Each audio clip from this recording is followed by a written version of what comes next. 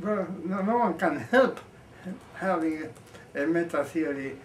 Every time you approach a subject, you approach it from a certain point of view, and the point of view is colored by some philosophy or other.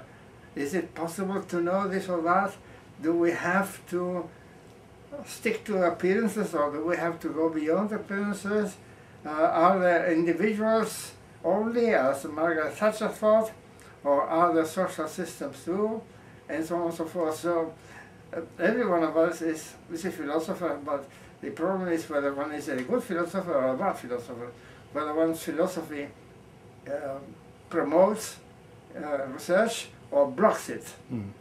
In my view, philosophers such as Husserl and his successors have successfully blocked the investigation, first of all in philosophy, but then in the social sciences, whereas the rationalists and the materialists, in particular those of the illustration of the Enlightenment, have favored it, and so on and so forth. So it may be true that at a given moment, meta theory or the philosophy of science may be at a low ebb. That happens with all disciplines, but this is one more reason to cultivate it.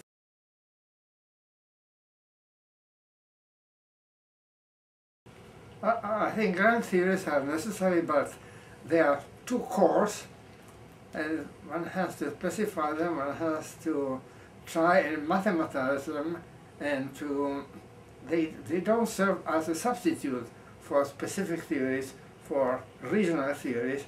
They serve only to orient research. For instance, the systems theory is a point of view, it's an approach, but it doesn't replace empirical investigation, it doesn't replace special models and so on, the way people thought about 40 years ago and so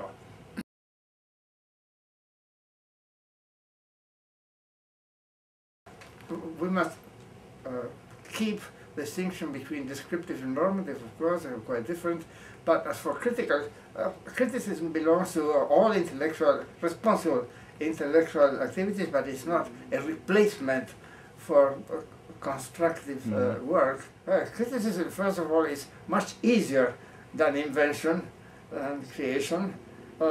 Negative statements are much easier to uphold. For instance, it is true that you are not an elephant. Well, that's it's very true, but not very helpful. But critical theory, so far as I understand it, emphasizes conflict at the expense of cooperation. And again, I think that conflict and cooperation are two sides of the same coin. In every social group, there is bound to be conflict, but in order for the group to exist, there must be some cooperation at a certain point, in certain respects. So, and also, I don't think that the so-called critical theories have explained anything. They haven't produced any theories or not even of conflict. They haven't produced any theory of modernization, any theories that could explain the relentless expansion of capitalism in the third world and so on. In any case, if you look at the contemporary sociological literature, especially the journals, I don't think that any of them sticks to one of these three aspects. But normative, of course, every